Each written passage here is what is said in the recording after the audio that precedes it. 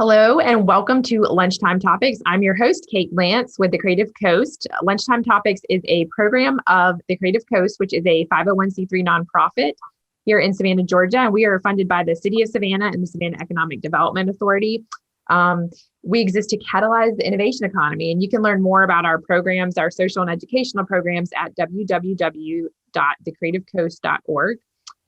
So each episode of Lunchtime Topics, if you're new, we feature a guest who shares their expertise with the Savannah startup and innovative community. And today we have Melissa Reams with us. She is the founder and principal consultant at Upstream Consulting, which is a Savannah-based consulting firm that provides a full range of grant services. She has over a decade of experience working at nonprofits and decided to launch her own business so she could help health and social service nonprofits win more grants, minus all the stress that comes with researching and applying for those grants. And since 2017, Upstream Consulting has helped small and mid-sized nonprofits throughout the U.S. secure nearly $10 million in grant funds. It's a pretty big deal. Well, welcome, Melissa. Thank you for joining us today. We're glad to have you here to chat about how to get funded and grant research strategies and grant writing strategies. Thank you for being here. Thanks, Kate, and thanks for having me. So can you tell us more about your background and how you got your start in the nonprofit world and grant writing? Yes, so like a lot of people, I kind of fell into grant writing and management. And I think for those of you who are on the call who work for nonprofits or have worked for nonprofits, you probably understand that.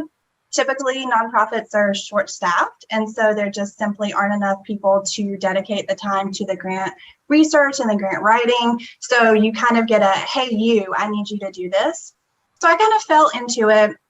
A lot of the organizations I worked with in the environmental science and public health fields, which is my background, really were, they didn't have the funding they needed all the time. They didn't have a dedicated person to focus on the grant piece. And in Savannah, I started to notice as I was working for nonprofits and working with nonprofit partners that this was extremely common in Savannah. And it was very frustrating to me because they were doing amazing work. But, all the nonprofits in Savannah are doing amazing work. But so often they just don't have the staffing to support that ongoing grant search and writing and management that's needed to really get all the money they need to do that amazing work. So I just thought, well, why don't I start my own business, take care of all of the grant work for these small and mid-sized organizations so that they can focus on doing the programs and the services that they need to do while not having to worry about the grant piece.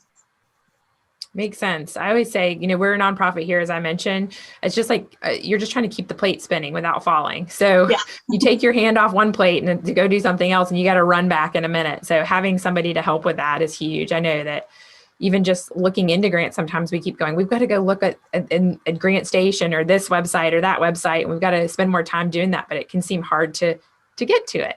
Mm-hmm. Okay, so let's start with the grant research process. So why is this process, the research process, so important?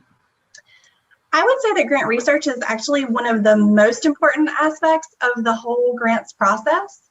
And I think it's really important because even if you're able to write amazing grant proposals, at the end of the day, if you are not spending adequate time on your grant research, and if you are just kind of half looking at opportunities, Kate, like you mentioned, you see an opportunity, you look at it for a minute, but you're busy and you think, well, I'll come back to it.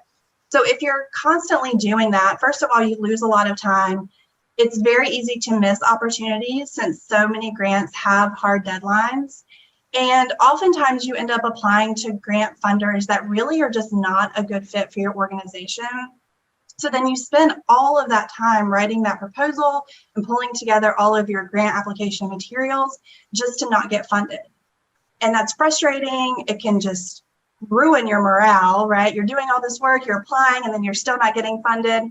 And it just wastes a lot of time. And when you're wasting time, you're missing time that you need to apply to the right funders. So that grant research, spending the time you need on grant research and really being very thorough about it is really just critical because it builds a foundation for winning grants in the future. Yeah, I can imagine. I mean, it definitely can get discouraging if you ever applied for a grant and felt really confident about it, and then just had it not work out after you pulled all your information together. But the good news is maybe you're a little bit more prepared for another grant, right? Yes. I know that not all grants are the same, but maybe some information and materials are. So what are some common mistakes you've seen during the research process?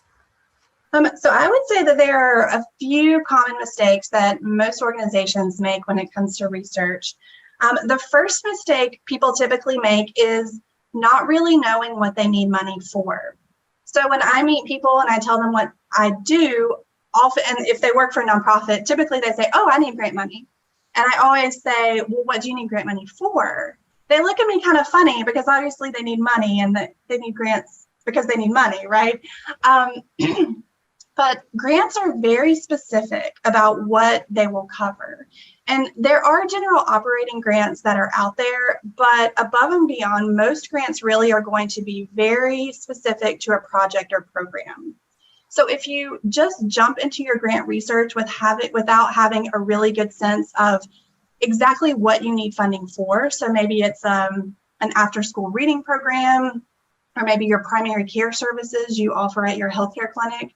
If you don't know what your grant funding would be used for, you end up having to dig through a lot of grant opportunities.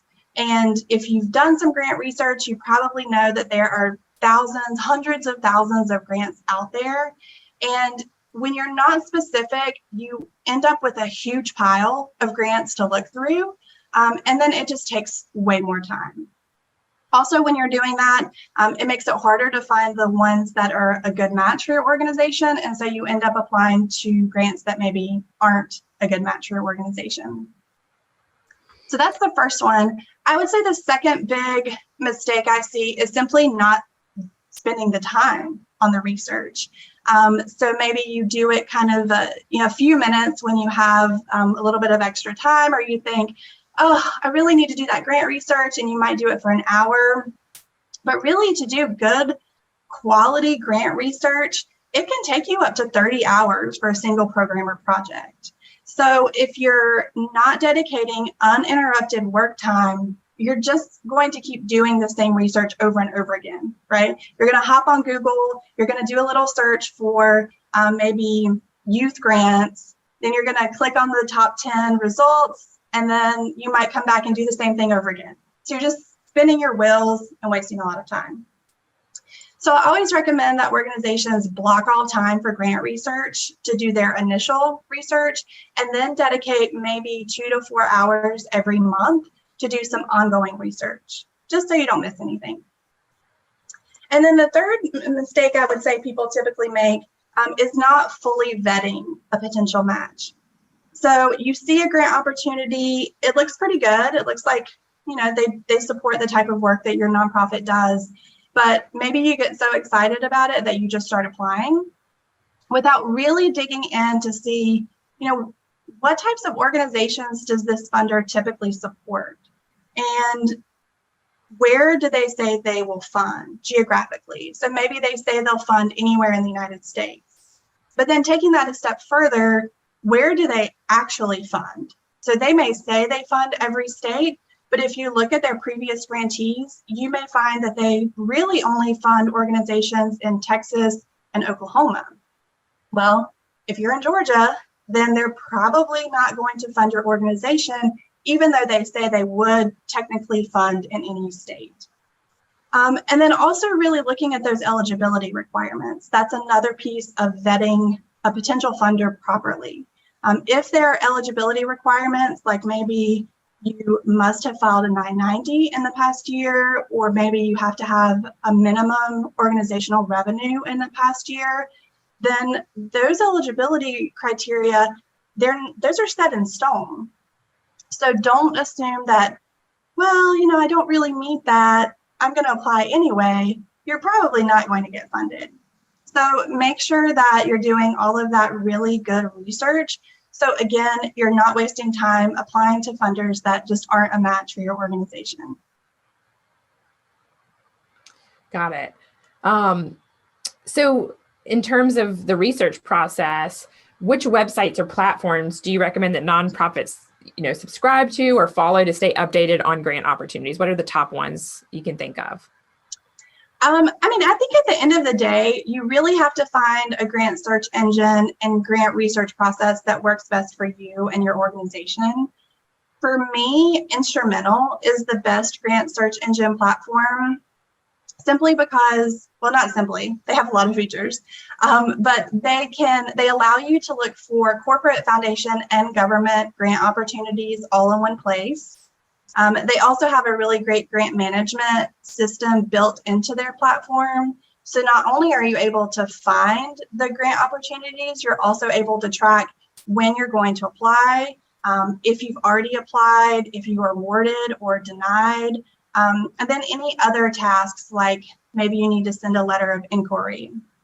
Also within that system, you can keep track of documents. So that grant narrative you've submitted to previous proposals, you can put all of that in there, just so you can easily keep track of it.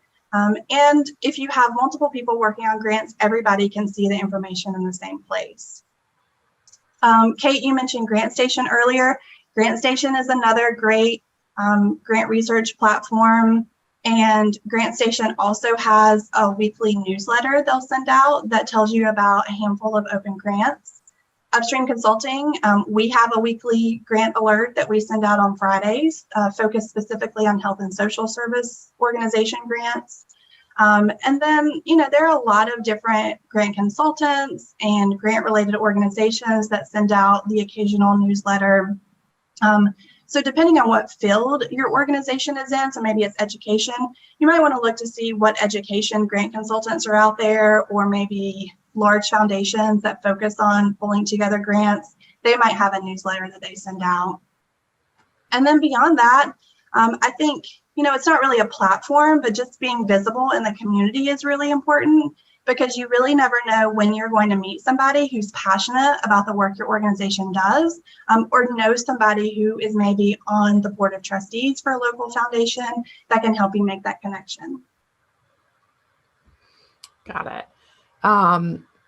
Okay, well, all right, so we talked about research. Can we talk about the writing process? What are some common mistakes that you've seen in the grant writing process when people are filling out these applications?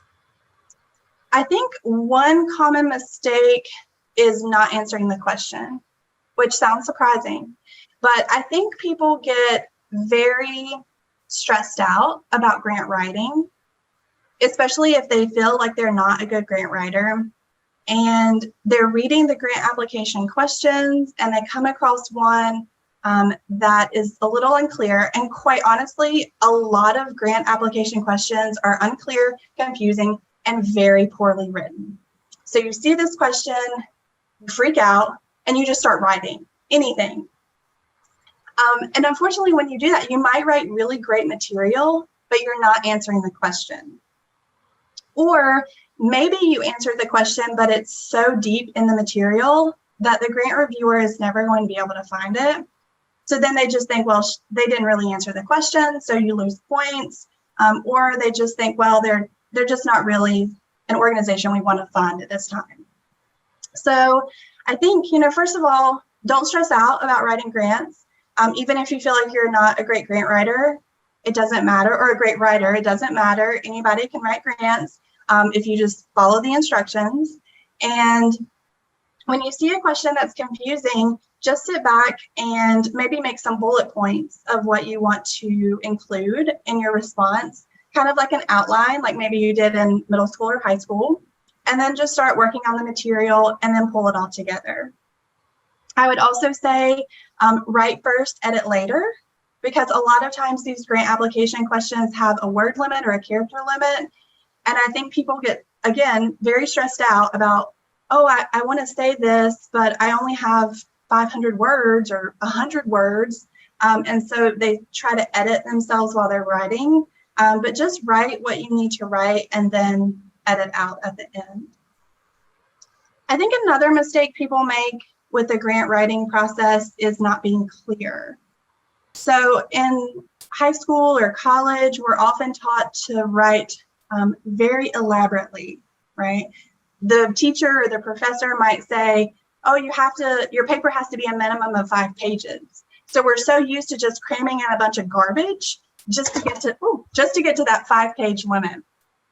With grants, that's not what you want to do. You want to be very clear, shorter sentences, very concise, because grant reviewers have to read hundreds, thousands of these grant application materials. And if yours is really hard to read, they're just going to kind of get confused or get lost, and they're not going to feel very compelled to give your organization money. So just keep it simple and clear as much as possible. And then I would say a third mistake I typically see people making with grant writing is not including data in their needs statement. Typically, the needs statement is where you would see the most data or where it would be appropriate to include data. And a lot of times, because you know the need in your community, so you're writing and you're saying, you know, this is the issue, and we have poverty issues, and we have children who are not reading on grade level, and we have these health problems. And your experience is definitely important, but you want to back that up with some data to show, wow, this really is a problem. They have,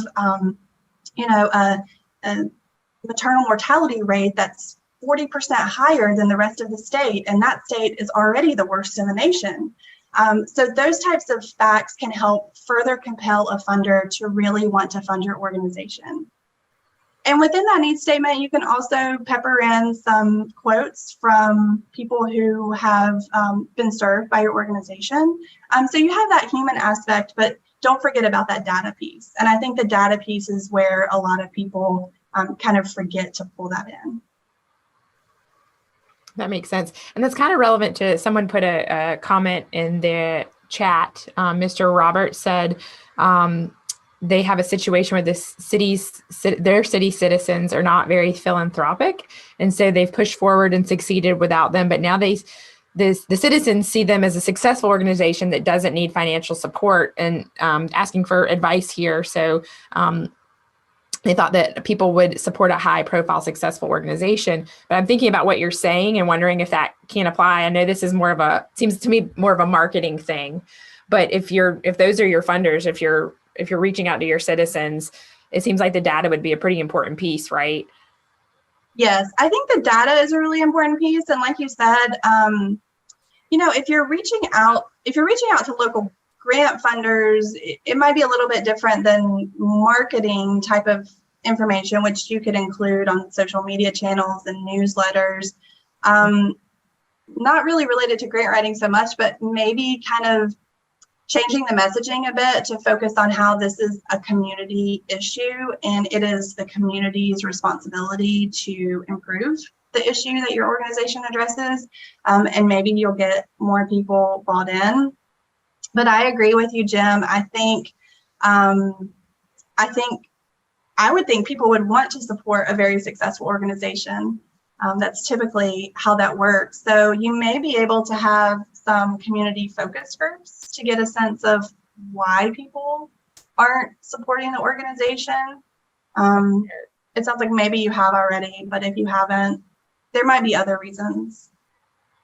That's a great idea. I think, thinking about the community support groups, we've even done that in the past too, several times over the years. We've been around since 1997, but it's always good to get the feedback from your community about what their needs are too. If you're serving the community for one, but also like what would make them more likely to support you if they, along with your mission, that fits in with your mission. I love that. So, and then Latasha, she says, can Melissa elaborate on how to write in data? Can you share any other examples of that? Yes, definitely. Just one more really quick point for Jim, and again, this may not apply, but for the others on the call, this may apply to you. Always be careful that whenever you're applying to a grant opportunity and you submit your program and project budgets or your organizational budgets, if they ask for a list of current funders, make sure that your numbers align. Sometimes if you're pretty far into your fiscal year, you might actually not need money for that fiscal year. So you want to make sure that you focus your request on the next fiscal year, because that's another thing. If the numbers don't line up and a funder says, well, it looks to me like you have all the money you need, you don't really need our support, then they are not going to support you because they could support another organization that's a little more short on cash, if you will. All right, so incorporating the data piece. So typically before I start working with an organization, one of the first things I do is look at the data that supports the need for their organization. And so, for example, I work with a lot of healthcare clinics, and the need that would support them even being an organization in the community would be maybe insurance rates. So what percentage of the population does not have insurance? What percentage of the population has poor health outcomes, most likely because they don't have insurance access?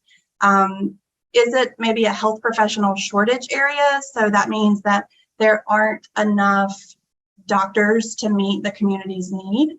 And that's determined by the federal government, the Human Resources and Services Administration.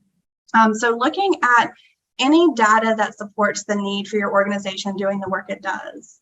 And then within the needs statement, you want to share that. So when you see a question that says, you know, why is your program needed, or why is your organization needed, or what is the need that you address, you want to mention that. Likely you already know what the need is, but mention things like 30% of children in, I'm making this up, in Chatham County can read on grade level by 4th grade. This is much lower than the statewide rate of 50%, which is also much lower than the national rate of 80%. I don't know, I'm completely making these numbers up. And then you would include a citation with that. So your citation might be in parentheses, U.S. Department of Education, 2021, to show that this is a reputable site where you got the information from. Latasha, does that make sense?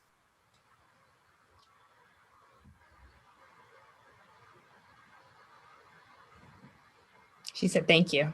Okay. Great. All right.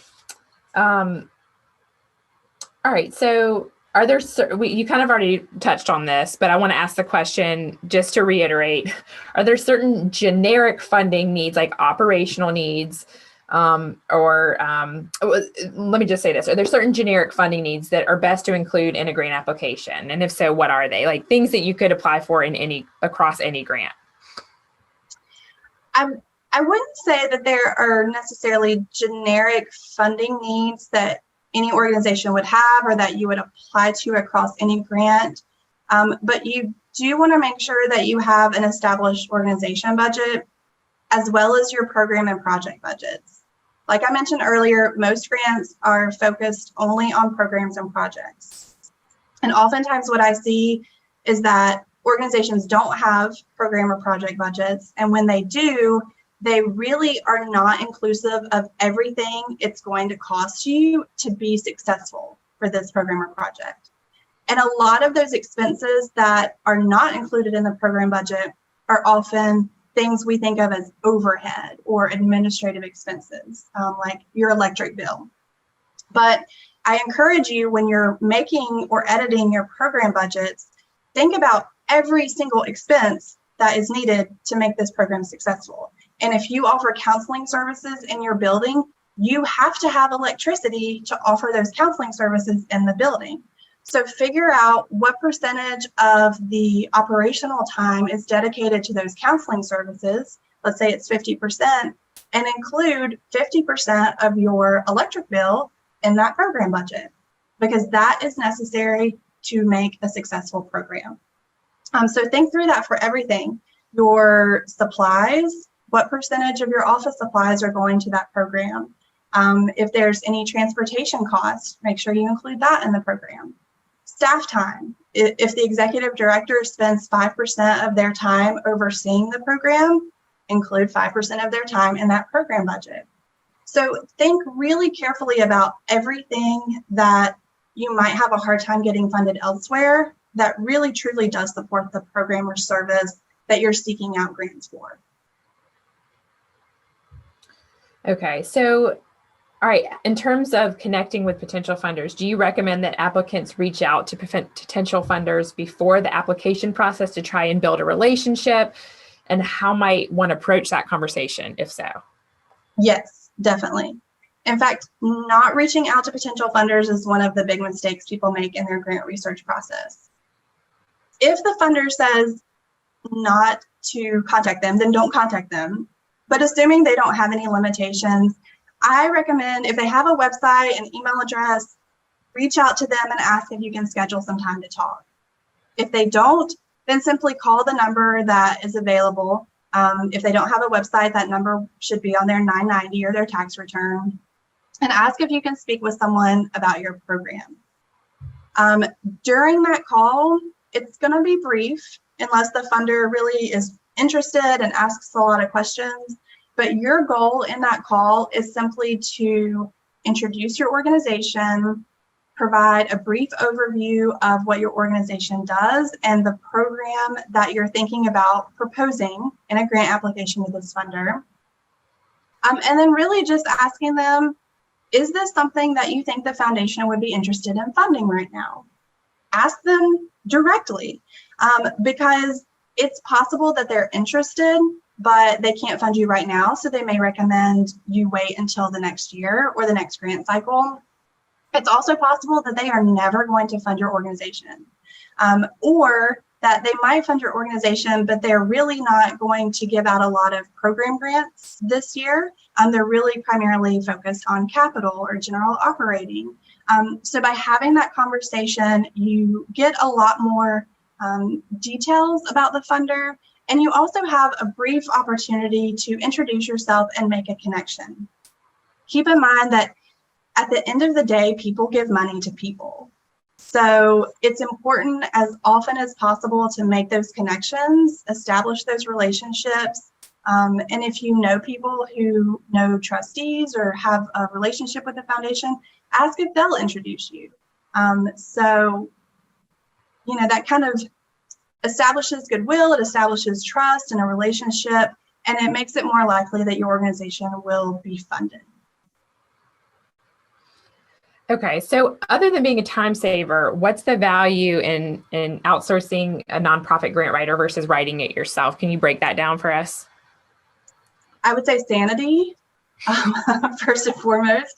Most of the organizations we work with are small to mid-size, definitely kind of on the small side for most of them, which means that the executive director is doing almost all of the work, and doing quality grant research and keeping track of all of the different deadlines for letters of inquiry and grant applications and grant reports, thank you letters, all of that. It takes a lot of time. It takes a lot of mental space as well. So having somebody else take care of all of those details for you is really helpful.